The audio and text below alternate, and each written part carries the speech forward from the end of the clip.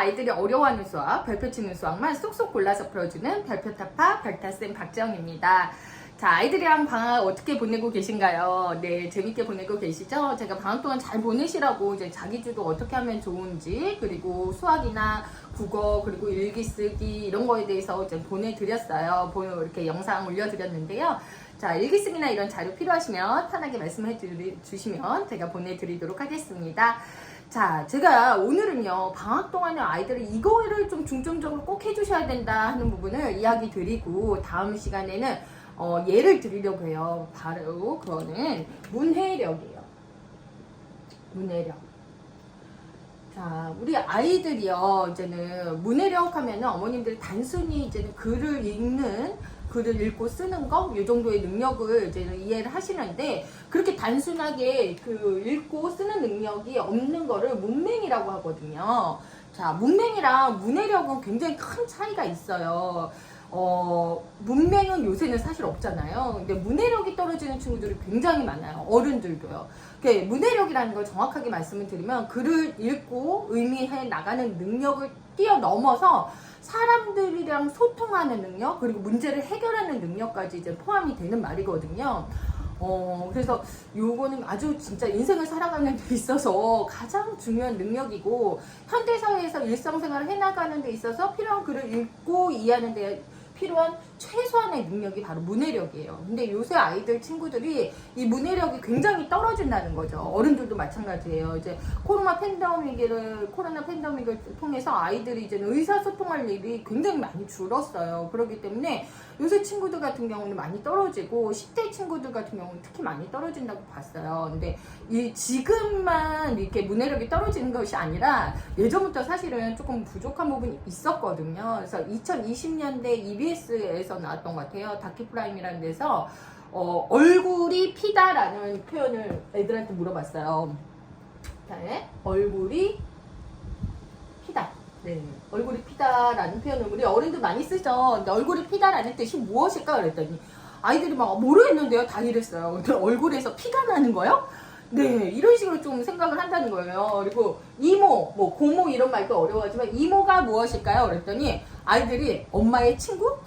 이렇게 친구 엄마? 막 이렇게 얘기를 하더라고요. 이제는 친한 사람들을 이모 많이 하잖아요. 그래서 사실 이제는 굉장히 좀 안타까운 거죠. 이렇게 아이들이 또 그런 거 말고도 좋아도 대박, 슬퍼도 대박, 아쉬워도 대박, 싫어도 대박, 그리고 당황해도 헐, 놀라도 헐, 아쉬워도 헐, 이렇게 수많은 단어나 표현 대신에 굉장히 단순화해서 대박 아니면 헐로 이제 표현을 하게 되는 거예요. 그래서 사실 되게 안타까움이 있어요. 근데 문해력의 가장 밑거름이 무엇이냐? 그럼 문해력을 키우려면 가장 무엇을 키워야 하느냐? 뭐 독서나 뭐 책 읽기 이런 거는 제가 뭐 너무 강조드려서 아실 거예요. 근데 이제는 가장 중요한 키워드가 뭐냐는 거죠. 문해력이 키워지려면 가장 중요한 밑거름이 되는 것이 바로 무엇이다? 어휘력이라는 거예요. 어휘력. 그죠? 어휘력이에요.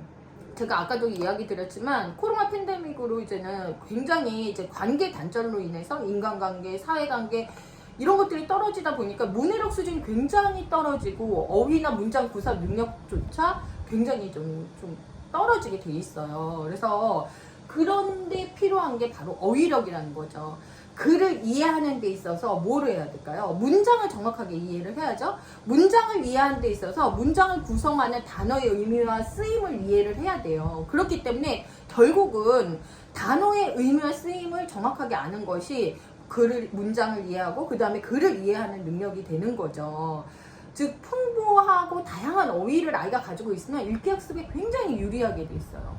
요새 친구들이요, 사실 줄글 독서를 잘 안 해요. 왜냐면은 그 긴 글을 읽고 싶어 하지 않거든요. 왜 그럴까요? 내용 파악이 잘 안 돼요. 그거는 무슨 뜻이냐? 모르는 어휘가 많다는 거예요. 모르는 어휘가 많으니까 이해가 안 되고 흥미도 없고 읽는 데 있어서 자신감이 이제 떨어진다는 거죠. 그렇기 때문에 어휘력이 굉장히 중요하다는 걸 또 다시 한번 강조를 드리고요. 자, 우리 아이들 학교에서 공부 잘했으면 좋겠잖아요, 어머님들. 그죠? 학습에 좀 유용했으면 좋겠잖아요. 학습이 좀 쉬웠으면 좋겠고, 그죠? 그거에 가장 중요한 게 바로 어휘력이에요. 제가 이제는 가장 중요하고 좋아하는 텍스트 중에 하나가 뭐냐면 교과서예요. 교과서는 학습 과정에 있어서 가장 중요한 도구가 되거든요. 즉, 교과서를 잘 읽고 이해해야 학습을 잘할 수 있어요. 그러려면 이 어휘 수준이 좀 높아야 된다는 거죠. 어휘가 왜? 학습 도구어예요. 학습을 할 수 있는 데 있어서 꼭 필요한 도구가 되는 단어들을 아이가 이해하고 있어야 돼요. 그리고 또 아이들이 이제 학년을 쭉 올라가잖아요. 그러면 교과서가 별로 달라지는 게 없어요. 난이도 높은 학습 도구어가 나와요. 예. 즉, 어휘력의 격차가 뭐가 나오나요? 문해력의 격차가 되고, 문해력의 격차가 뭐가 돼요? 학습 격차가 되는 거예요.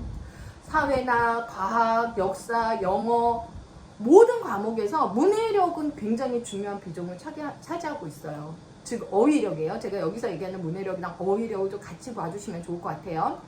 자, 영어 시간에도요, 요새는요, 국어 수업을 해야 된대요, 영어 선생님들이. 그게 굉장히 힘들대요. 베이비시터가 뭐니? 막 이렇게 해서 베이비시터 애들을 잘 외웠어요.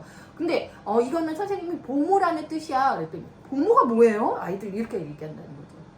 즉, 사회나 과학, 역사, 영어, 국어는 당연히 바탕이 되는 거고요. 저는 수학까지도 말씀드려요. 어머님들 요새 이제 수학 문제 보면요, 이게 뭐 국어 문제야, 수학 문제야 이렇게 얘기하시는데, 사실 문해력이 없거나 나누기는 이렇게 하는 거야, 이거는 이렇게 하는 거야, 분수는 이런 뜻이야 이러면 그거를 읽고 이해를 하고 그리고 문제를 해결하는 능력이 필요한데, 그게 뭐냐? 문해력이라는 거죠. 그래서 독서는 뭐 워낙 제가 강조드려서 아시고 계시지만, 문해력의 이제 바탕을 어휘력의 중요성으로 잡고 가셔야 된다는 거예요. 그래서 방학 동안에는 우리 아이의 문해력을 키워주시기 위해서 뭐를 해주셔야 되냐? 어휘력을 키워주셔야 되는 거예요. 어휘력은 뭐다? 학습 도구어죠. 그래서 제가 어휘력을 키우는 예를 이제 다음 시간에 보여드릴 텐데, 그때는 이제 제가 얼굴 안 나오고 책만 나올 거예요. 다음 주에 이제는 올려드릴 건데요. 자, 문해력의 중요성이 어휘력의 중요성이 된다라고 결론을 내립니다. 그럼 이 어휘력을 어떻게 하면 좋을지는 다음 시간에 말씀드릴게요. 자, 마지막으로 결론 한번 말씀드릴게요.